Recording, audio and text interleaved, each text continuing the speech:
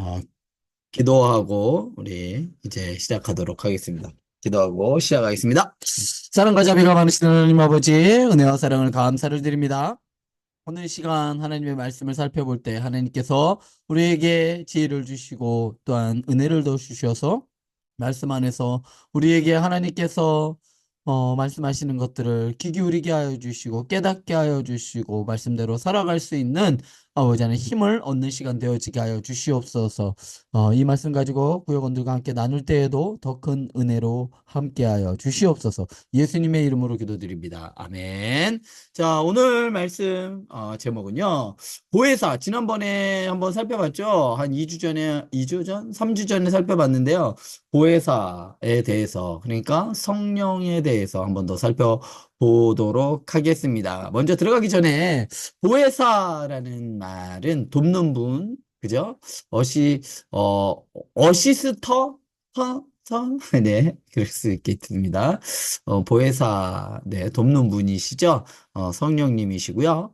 요한복음 16장 1절부터 15절 말씀입니다. 이 말씀 우리 한번 살펴보도록 하겠습니다. 먼저 우리 조광순 권사님 요한복음 16장 1절부터 15절까지 우리 권사님 읽어주세요. 네, 내가 이것을 너희에게 이름은 너희로 실족하지 않게 하려 함이니 사람들이 너희를 출교할 뿐 아니라 때가 이르면 무릇 너희를 죽이는 자가 생각하기를 이것이 하나님을 섬기는 일이라 하리라.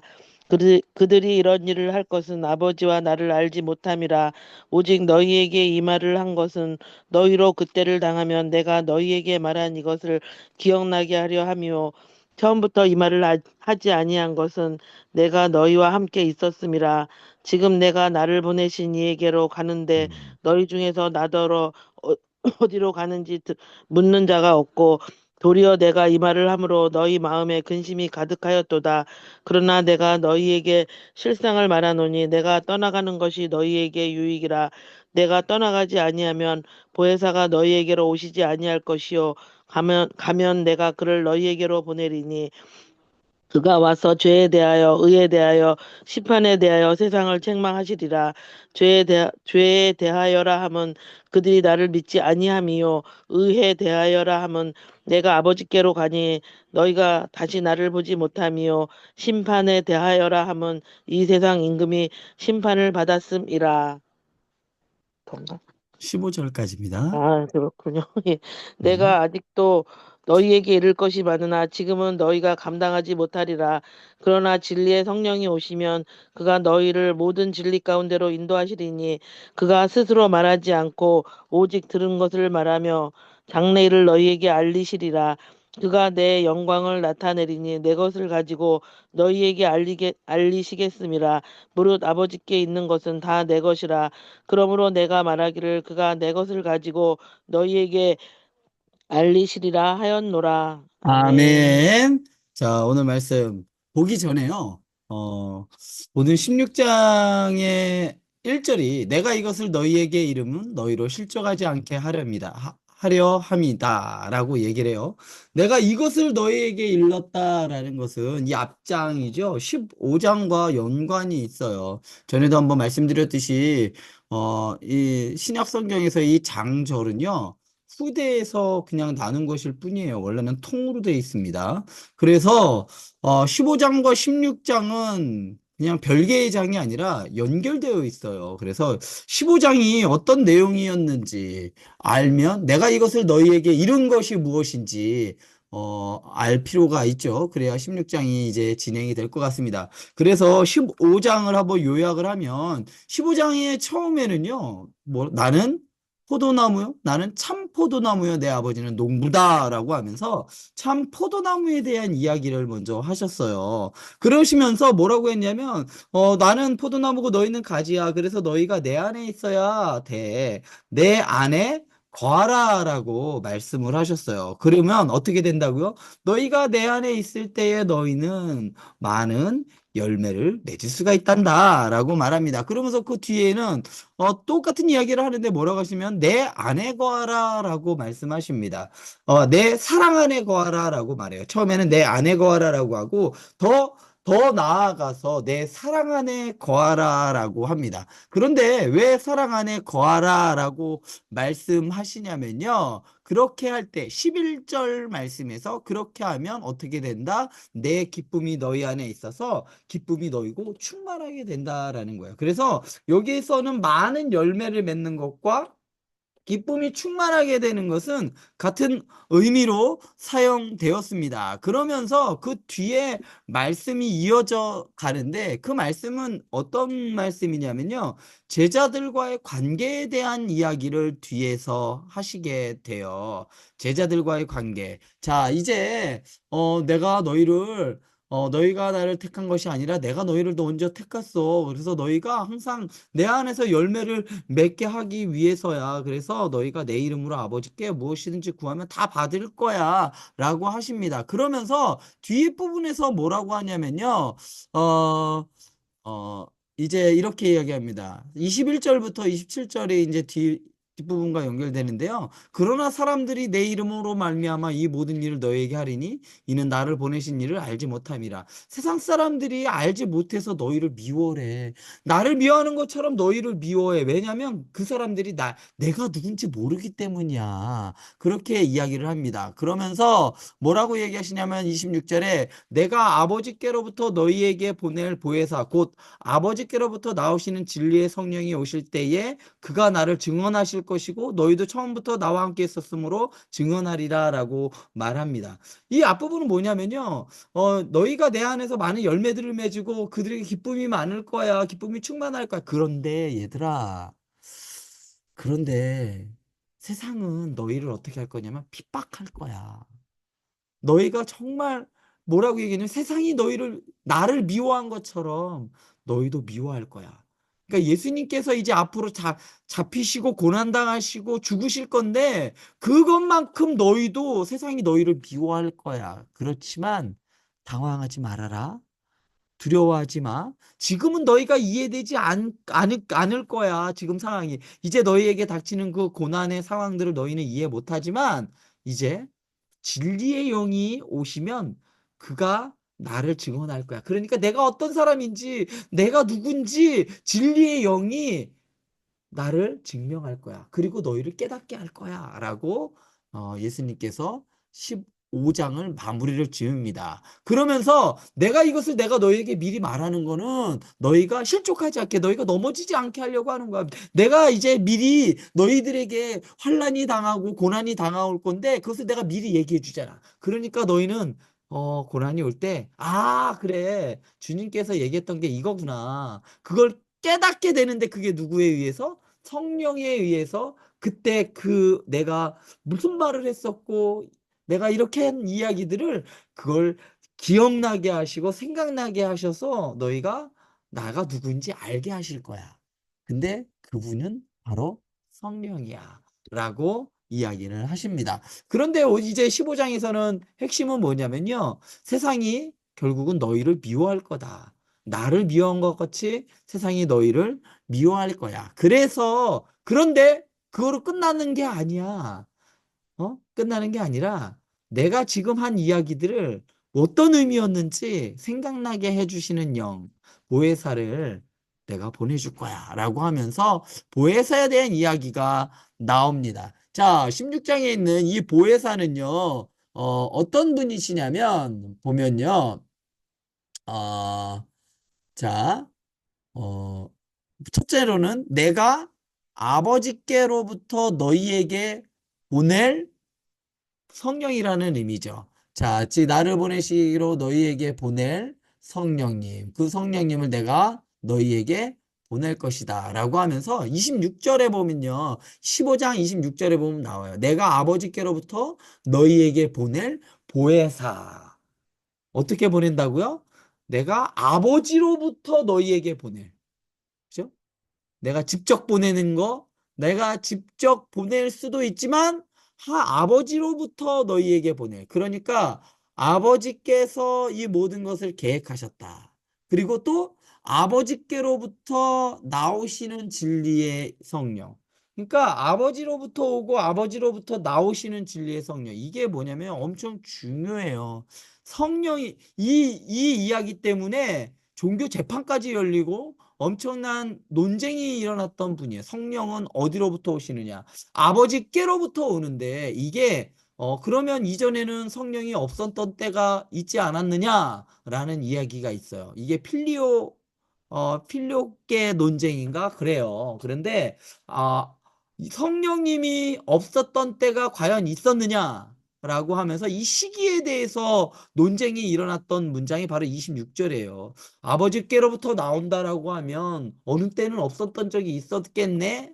라고 하지만 이것은 시간에 대한 문제가 아니라 그 사역에 대한 이야기입니다. 그래서 아버지께로부터 나와서 일하시는 성령님, 그분을 우리는 진리의 성령님이라고 합니다. 그러면서 이분이 하시는 일이 있어요. 아주 중요한 일인데 어떤 일을 한다고요? 26절 하반절에 보면 그가 나를 증언하실 것이요. 성령의 가장 중요한 핵심적인 사역은 바로 증언하는 일. 누구를? 예수님을 증언하는 일이라는 거예요. 성령님의 가장 큰 사역 중에 하나가 바로 이 예수님을 증언하는 거예요. 그래서 우리가 예수님을 믿는 것이 아니라 성령께서 예수를 믿게 하시는 거죠. 그것을 성령의 조명하심이라고 해요. 누구를 조명하냐? 연극이 딱 있을 때 조명이요, 있죠. 핀 조명이 있죠. 딱 어두워지고 조명이 하나 딱 밝혀요. 그래서 주인공을 하나 탁 밝힙니다. 그러면 조명의 역할은 뭐죠? 조명은 스스로 빛나는 역할이 아니라 조명의 역할은 뭐냐면요. 누군가를 그 사람을 보이게 하는 역할이에요. 포커스를 맞추게 하는 역할. 모든 사람이 그 사람을 보게 하는 역할을 하는 분이 바로 조명의 역할을 하는 분이 바로 성령님이야. 누구를 보이게 하느냐? 바로 주인공이신 예수 그리스도를 보이게 만드는, 어두운 가운데에서 예수님을 보이게 만드는 조명과도 같은 역할. 그래서 성령의 우리는 이것을 조명하심이다라고 이야기를 합니다. 무엇을 조명해? 그냥 우리가 뭐 살아가는 길을 조명해 주시고 보여주신다? 아니에요. 성령의 역할은요, 분명하게 예수 그리스도를 보이게 만듭니다. 그런데 그 예수가 어떤 분이냐? 우리에게 길과 진리가 되신 분이죠. 우리에게 살아가는 데 있어서 길이 되시는 분이시고 우리의 진리가 되시는 분이시죠. 그렇기 때문에 이 성령을 어떤 성령이다? 진리의 영이다라고 이야기를 하는데, 왜 진리의 영이다라고 하냐면 진리이신 예수 그리스도를 보게끔 만들기 때문에 진리의 영이다라고 하는 겁니다. 뭔가 모르는 뭐 은밀한 뭐 비밀을 가지고 있고 뭔가를 감추어진 뭔가를 쥐고 계시기 때문에 진리의 영이 아니라 참되시고 진리이신 참 포도나무이신 예수님을 이렇게 보이게 조명하시기 때문에 이 영을 우리는 진리의 영이다. 그리고 증언의 영이다라고 우리는 말합니다. 그러면 오늘 말씀에서 보면 왜 성령에 대해서 예수님께서 16장부터 말씀하시는 것일까 보면요. 1절에 나오죠. 16장 1절에 보면 내가 이것을 너희에게 이름은 뭐하지 않게 하기 위해서, 첫 번째로 실족하지 않게 하기 위해서, 너희가 이 믿음의 길을 가는데 넘어지지 않게 하기 위해서. 왜? 고난과 고통이 너희에게 찾아올 건데 그것 때문에 너희가 쓰러지지 않게 하기 위해서. 실족하면 어떻게 되죠? 이렇게 걸어가다가 다리가 이렇게 실족했다, 이렇게 어딘가에 뭔가 빠졌다라는 얘기죠. 그러면 넘어지잖아요. 그렇게 하지 않기 위해서. 자, 그렇게 하지 않기 위해서 성령에 대해서 이야기를 합니다. 그리고 또 하나가 있죠. 2절에 보면 그런데 사람들이 너희를 앞으로 어떻게 할 거냐? 사람들이 하나님의 이름으로 너희를 출교시키기도 하고 너희를 죽이기도 할 거야. 이런 일이 있어요. 안 믿는 사람이 아니라, 하나님을 모르는 사람이 너희를 박해하는 것이 아니라 하나님을 아는 사람이 너희를 출교시킨다. 그러니까 지금 너희가 이 믿음의 공동체 안에 있는데 이것에서 벗어나게끔 강제로 추방시키고 또 어떻게 하냐면 죽이기까지 하는 이러한 일들이 너에게 일어날 거야. 이것은 뭐냐면 결국 유대교에 의해서 출교를 당하고 박해를 당하는 일을 이야기하는 겁니다. 그래서 앞으로 있을 예수님을 믿는다라는 것, 그리스도인으로 살아갈 때에 결국 살아가며 증거할 때 닥칠 그러한 불이익들을 이야기하죠. 그런데 그럴 때에 어떻게 하기 위해서 내가 너희에게 말한 이것을 기억나게 하려고 그래 라고 말씀하는 겁니다. 그러니까 이거요. 너희가 앞으로 고난과 고통이 찾아오고 심지어는 너희가 죽음 가운데로 너희가 내몰릴 수도 있고 실제로 죽을 수도 있어. 그렇지만 너희 당황하지 마. 내가 지금 얘기하잖아. 앞으로 이렇게 성령께서 너희들 영이 오셔서 너희들을 이렇게 알게 하시고 깨닫게 하실 거야. 지금 당하는 고난의 의미, 지금 너희가 이렇게 어려운 일을 당하는 이유가 무엇 때문인지 내가 지금 이야기한 이것 때문이라는 것을 성령께서 너희에게 알게 하시고 깨닫게 하시고 그리고 지도하게 하실 거야. 그 믿음의 길을 걸어가게 성령께서 인도해 주실 거야. 그러니까 너희들 뭐 하지 말아라? 두려워하지 마. 라고 예수님께서 이야기하시는 겁니다. 전에도 말씀드렸듯이 사도 요한은 이 요한복음을 쓸 당시에 상당히 많은 핍박과 고난이 있었습니다. 그러한 핍박과 고난에 이제 닥쳐올 것을 사도 요한은 알고 있었기 때문에 이 글을 쓰면서 이때 당시에 제자들에게 예수님께서 이렇게 말씀하신 게 맞아 이런 의미로 하신 거지라는 것을 이미 깨닫고서 이렇게 요한복음을 쓰고 있는 것입니다. 자, 그런데 오늘 8절에 보면 그 성령의 역할에 대해서 나옵니다. 먼저 보면 8절에 보면 그가 와서 죄에 대하여 뭐한다? 세상을 책망한다. 먼저 죄에 대하여 세상을 책망할 것이다 라고 합니다. 왜 죄에 대하여 세상에 대하여 책망을 하느냐? 먼저 세상이 이 죄라는 것은 뭐죠? 무엇을 죄라고 이야기를 하냐면요. 9절에 나와요. 죄에 대하여라 하면 그들이 누구를 믿지 않았다? 예수님을 믿지 않았다는 거예요. 예수님을 믿지 않은 게 죄라는 이야기예요. 왜? 첫 번째, 예수 그리스도를 그들이 믿지 않았기 때문에 그 죄다, 그것이 죄이기 때문에 그것에 대하여 책망할 거야. 라고 이야기를 하는 겁니다. 이 죄라는 것은 그러므로 뭐냐면요. 하나님의 말씀, 하나님의 의도에 대해서 거부하는 것이요. 더 나아가서는 어떤 행위를 죄라고 이야기하냐면요. 구약 성경에서는 반역, 이게 단순히 예수님을 거부한다라는 거는요, 예수님을 믿지 않는다라는 이 그냥 단순한 행위가 아니라 하나님이 보내신 그의 아들을 믿지 않는다라는 것은 하나님의 뜻을 거스르고 그에 대하여 반역하는 것이라고 출애굽기 32장 1절과 8절, 민수기 25장 1절에서 9절과 이런 같은 의미로서의 반역에 대해서 이야기를 하는 거예요. 창세기 32장은 그 우상 있죠? 소를 만드는 소 만드는 우상에 대해서 이야기를 하는 부분이거든요. 그래서 하나님의 의도와 전혀 다르게 자신만의 우상을 만드는 자신이 섬기려고 하는 그러니까 예수님을 섬기는 것이 아니라 보내준 예수님을 믿는 게 아니라 자기들의 의도에 맞는 그러한 신을 만들어서 섬기는 그러한 세상에 대해서 책망하시겠다라는 겁니다. 그래서 여기서 말하는 것은 철저하게 하나님 중심이 아니라 하나님이 보내신 그 아들을 믿지 않는다라는 것은 결국 자기 중심적인 것을 이야기하는 겁니다. 이것을 죄라고 이야기하는 것이죠. 그것에 대하여 세상을 책망하실 것이다 라고 했어요. 성령의 역할이에요. 그것을 그렇게 자기 의지대로 하나님을 믿지 않고 내 중심적으로 내가 믿고 싶은 대로 믿는 그러한 행위를 성령께서 알게 하시고 책망하신다라는 거예요. 두 번째로는 의에 대하여 세상을 책망하실 것이다 라고 했는데요. 이 의는 어떤 의냐면요. 하나님이 마지막에 심판을 하세요. 그럴 때는 어떤 의회냐면 하나님의 의에 충족되어야 돼요. 세상이. 그 의에 충족하지 못한다면 결국은 세상은 심판을 받게 되는 것이죠. 자, 하나님의 의에 충족되지 못한 상태, 이것을 의에 대하여 세상은 책망하는 거예요. 이게 마치 이런 거예요. 소돔과 고모라가 멸망할 때 의인 몇 명이 없었죠? 의인? 10명의 의인이 없었잖아요. 그게 하나님이 원하시는 의인의 수가 10명이었단 말이에요. 그 정도였어요. 그런데 그것을 충족하지 못한 거예요. 그렇기 때문에 의에 대하여 충족하지 못했다라고 해서 하나님께서 책망하신다는 거예요. 세상에 대하여 성령께서 책망하신다는 거죠. 그런데 세상에 대해서는 이 의로움을 충족할 수 있는 방법이 없습니다.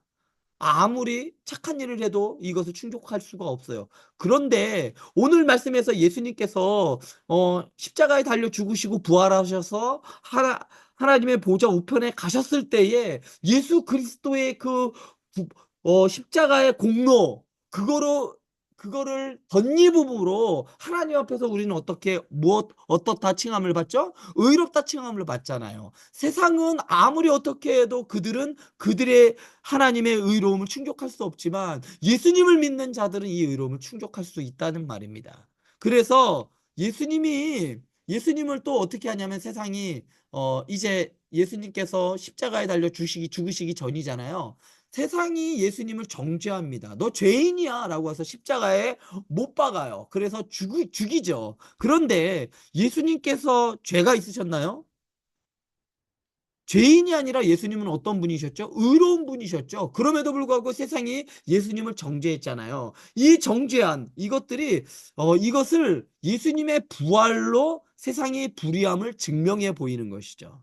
그래서 세상에 대하여 너희는 불의해, 너희는 의롭지 못해 라고 하면서 성령께서 이들을 또한 책망하실 것이다 라고 합니다. 그리고 마지막으로 심판에 대하여 세상을 책망하실 것이다 라고 말씀하십니다.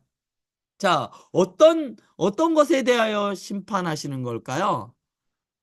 심판에 대하여 세상을 책망한다라는 것은요, 세상이 예수님을 어떻게 했죠? 십자가에 못 박았잖아요. 예수님을 십자가에 못 박았어요. 죄가 없음에도 불구하고 그 예수님을 십자가에 못 박았습니다. 그래서 그 못 박은 자들에 대한 심판이 있을 것이다. 심판한 그 세상 사람들에 대하여 또한 책망하신다라고 한 거죠. 너희들 잘못됐어. 너희들 너무나 잘못됐어. 예수님이 죄가 없었잖아. 그런데 너희가 이를 심판했잖아. 이를 죽였잖아. 너희가 십자가에 못 박여 죽였잖아. 이것에 대해서 책망하시겠다라는 거죠. 그리고 단순히 권세자들이죠. 단순히 당시에 예수님을 못 박은 자들에 대해서만 책망하시는 것이 아니라 또 무엇이냐? 세상 권세를 붙잡고 있는 사단에 대해서도 글자 잘못 오타가 있는데요. 그것에 대해서도 책망하신다라고 하신 거예요. 이 역할, 지금까지 했던 죄에 대하여, 의에 대하여, 심판에 대하여 세상을 심판하는 이 지금까지 이야기했던 이 모든 것들을 누가 하시느냐? 성령께서 하시는 일들이다라고 하죠. 그런데 이 성령께서 하시는 일은 이 세상에 대하여는 이러한 일들을 하시지만 믿는 자들에게 대해서는 어떻게 하죠? 13절에 보면 그가 너희를 모든 진리 가운데로 인도하신다라고 했습니다. 그가 너희를 모든 진리 가운데로 인도하시는데요. 이것은요, 어, 어떠냐? 바로 진리, 먼저 보세요. 진리를 온전히 이해할 수 있도록 깨우쳐 주시는 분이다라는 거예요. 진리 가운데로 인도하신다. 성령님은요. 그리고 또 이 모든 진리 가운데로 인도하시는 분이다는 이야기고, 또 진리 가운데로 인도해 주시는 분이시다. 진리 가운데로. 처음에는 진리가 무엇인지 이해할 수 있도록 깨우쳐 주시는 분이 바로 성령님이에요. 그리고 진리 가운데로 또 인도해 주시는 분이십니다. 그리고 하나님께로부터 들은 것을 말씀해 주시는 분이시다라고 나오고요. 그 다음에 장래의 일을 알게 하신다. 그런데 이 부분들을요, 연결해서 나오면요, 어떤 말씀이냐면요. 지금은 너희들이 예수님이 하신 일, 내가 한 일들과 내가 한 말들을 너희가 이해하지 못하지만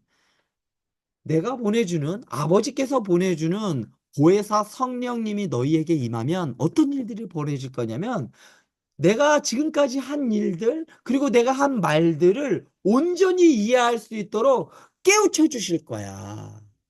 지금은 너희가 내가 하는 말이 이해 잘 안 되지? 그렇지만 그때에 가면 성령께서, 보혜사 성령이 너희에게 임하면 너희들이 이것을 이해하고 깨우칠 수 있을 거야. 그리고 그분께서 너희가 너희를 진리 가운데로 인도해 주실 거야. 이것은 뭐냐면요. 그리스도께로 더 인도해 주신다는 말입니다. 예수께로 더 인도해 주시고 끌고 가실 것이다라는 겁니다. 그래서 성령께서는 하나님께로부터 들은 것을 말씀해 주시는 거예요. 자기가 아는 말을 하는 것이 아니라 아버지께로부터 들은 것, 하나님께로부터 들은 것을 말씀해 주신다는 것이죠. 그래서 성령께서는 하고 싶은 얘기를 하는 게 아니라 성부 하나님께서 계획하신 가운데 있었던 그 계획대로 행하시는 분이시다라는 거예요. 그래서 장래의 일을 알게 하신다라는 것은 그리스도인의 앞으로 장차 있을 앞으로의 소명, 뭐냐면 하나님의 나라에 예수 그리스도를 통하여 들어가고 그곳에서 하나님의 자녀의 권세로 하나님의 백성이 되어 살아가게 된다는 그 장래의 일을 알게 하신다는 거죠. 이것다 이렇게 하시는 분이 바로 성령님이에요. 그렇기 때문에 우리는요, 성령님을 통해서지 않으면 우리는 믿음을 가질 수가 없어요. 성령님을 통해서가 아니면 우리는 예수 그리스도가 어떤 분이신지 알 수도 없습니다. 그래서요, 어, 성경을 많이 알고는 있지만 예수를 알고 있지만 믿지 못하는 사람들이 많이 있어요. 왜 그러냐면 바로 성령께서 조명해 주시지 않았기 때문에, 성령께서 진리 가운데로 인도해 주시지 않았기 때문에 예수라는 사람은 알고 있을 수 있지만 성경은 알 수 있지만 정작 예수를 믿지 못하는 거죠. 그래서 그 길 가운데로 가지 못하는 거예요. 그래서 장래에 주어질 그 소명도 그들은 알 수 없는 겁니다. 그래서 그냥, 아유, 뭐 별것 없네. 에이, 별거 없어. 이러고서 시시해 잃어버리고 마는 거죠. 그래서 성령의 핵심 사역 이 일들을 한 줄로 요약하면 이렇습니다. 진리신 예수님을 알게 하시고 깨닫게 하시고 믿게 하시는 역할. 이 일을 누가 하시냐? 보혜사 성령께서 하시는 일이라는 것이죠. 자, 이 일을 이렇게 성령에 대해서, 보혜사 성령에 대해서 한번 오늘 주일 말씀을 가지고 한번 살펴보았고요. 이제 문제로 한번 들어가 보도록 하겠습니다. 자, 첫 번째 문제. 예수님께서 떠나시는 것이 유익이라고 하시는 이유는 무엇인가요? 예수님께서 떠나시면 누구를 보내주신다고 했죠? 내가 보혜사를 보내주실 것이다. 그 보혜사 성령님이 성령이 임하기 전까지 제자들은 예수님의 말이 어떤 말인지 제대로 이해를 못했어요. 옆에서 듣고 예수님이 행동하는 걸 다 보았는데도 불구하고 예수님이 어떤 분이라고 생각했냐면요. 그냥 이스라엘을 저 로마의 압제로부터 구원할 사람? 이 정도로밖에 제자들이 알지 못했어요. 그런데 예수님이 부활하시고 나서 제자들이 무엇을 받죠? 성령을 받고 난 다음에 그 다음에 이제 예수님께서 그때 그런 얘기 하셨구나. 그게 이런 거구나. 그때서야 비로소 깨달아 알았다라고 하는 거죠. 왜냐? 성령께서 그렇게 알게 하셨고 또 인도하셨고 가르쳐 주셨기 때문에. 자, 이렇게 연관이 되어 있는 겁니다. 자, 그래서 예수님께서 떠나는 것이 유혹이다라고 하신 거는 그러한 보혜사 성령님을 보내주실 것이기 때문에. 자, 두 번째 문제. 성령님은 무엇을 중심으로 사역하시나요? 라고 문제하셨는데요. 첫 번째로는 예수님 중심으로, 그리고 두 번째는 말씀 중심으로 성령님은 사역을 하십니다. 자, 마지막으로요. 이렇게 한번 이야기 나눠봤으면 좋겠습니다. 성령의 가르치심과 인도하심을 따르기 위해 우리는 어떻게 해야 될까? 나는 어떻게 해야 될까? 한번 고민해보고 한 주간 동안 그 고민한 내용들을 가지고 한번 우리 구역원들과 함께 나누셨으면 좋겠습니다. 이렇게 이번 주 말씀 보혜사 성령님에 대해서 한번 살펴보았습니다. 질문이 있으시면요. 저에게 개인적으로 카톡으로나 문자로 연락을 주시면 제가 답변해 드리도록 하겠습니다. 기도하고 마치도록 하겠습니다. 사랑과 자비가 많으신 하나님 아버지, 우리에게 성령님을 보내주셔서 우리가 어디 있든지 우리와 함께하여 주시고 우리가 예수님을 알게 하시고 깨닫게 하시고 예수님을 믿을 수 있도록 진리 가운데로 인도하여 주시니 감사를 드립니다. 늘 성령님과 동행하게 하여 주시고 성령 충만한 삶 살아가는 우리 행복한 교회 구역장님들 그리고 우리 구역원들 되게 하여 주시옵소서. 예수님의 이름으로 기도드립니다. 아멘. 감사합니다. 내일 감사합니다. 우리 네. 내일 우리 수고하셨습니다. 금요기도회 몇 시죠? 9시입니다. 9시에 시작되니까요. 늦지 않게 미리 오셔서 찬양으로 준비했으면 좋겠습니다. 그러면 내일 뵙도록 하겠습니다. 감사합니다. 수고하셨습니다. 감사합니다. 감사합니다.